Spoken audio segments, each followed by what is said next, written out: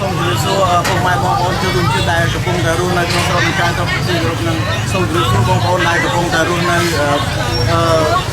ទីក្រុងតូរ៉ុនតូប្រទេសកាណាដាហើយថ្ងៃនេះតាមរយៈលោកធំនរិទ្ធគាត់បាននាំតាមការពីបងប្អូនដែលរស់នៅប្រទេសកាណាដាមកជួយឧបត្ថម្ភដល់មូលនិធិ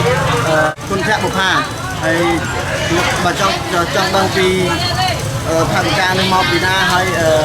ចំនួនប្រមាណខ្ញុំនាំអារម្មណ៍ទៅជួបលោកធំនរិទ្ធទាំងអស់នេះបាទហើយបាទយល់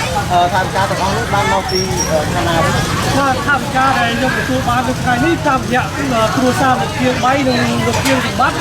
គាត់បានចារតាមរយៈខ្ញុំបាទតាមរយៈក្រុមការងារគណៈបក្សសង្គ្រោះជាតិនៅទីក្រុងតូរ៉ុនតូបាទហើយថ្ងៃនេះយើងបានមកទីក្រុងគុណភបុប្ផាដើម្បីនាំយកថវិកានេះជូនទៅដល់ទីក្រុងគុណភបុប្ផាសម្រាប់ធ្វើការងារសម្រាប់ជួយទៅដល់ជនរងគ្រោះជួយដល់កុមារផ្សេងៗហើយថវិកាដែលបានមកពីក្រុមវិស័យលោកគ្រូសាលោកជាង3និងជាងសម្បត្តិហ្នឹងមានចំនួនប៉ុន្មានដែរបាទគឺថវិកាថ្ងៃនេះដែលខ្ញុំទទួលបានពីគ្រូសាលោកជាង3និងជាងសម្បត្តិមានចំនួន$300កាណាដាស្មើនឹង$240អាមេរិកបាទសូមជម្រាបបងថាលោកធំនរិទ្ធគឺជាយុវជនត្រង់គណៈបក្សសង្គ្រោះជាតិនៅប្រទេសកាណាដាហើយគាត់គឺជាយុវជនមួយរូបដែលសកម្មនឹងការងារគណៈបក្សសង្គ្រោះជាតិនិងគឺជាយុវជនដែលលេចធ្លោជាងគេនៅទីក្រុងតូរ៉ុនតូប្រទេសកាណាដាហើយមួយរយៈពេលនេះ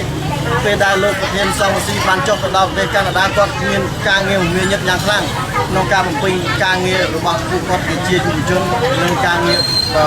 បំពេញបន្ថែមហើយថ្ងៃនេះដែរគាត់បានថវិកាពីបងប្អូនជាពលរដ្ឋក្រុមគ្រួសារលោកគៀងសម្បត្តិនិងគៀងបៃនេះបាននាំថវិកានេះមកដល់ប្រទេសកម្ពុជាហើយថវិកាទាំងអស់នេះយើងនឹងនាំ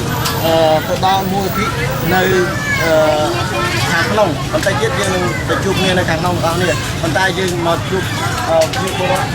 ដែលកំពុងតែយកកូនតូចមកជាបាននៅទីនេះយើងឃើញថាមាន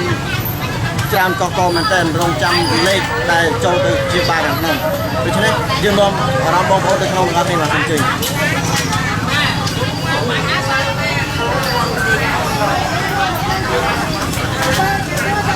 បាទឥឡូវនេះយើងបានមកដល់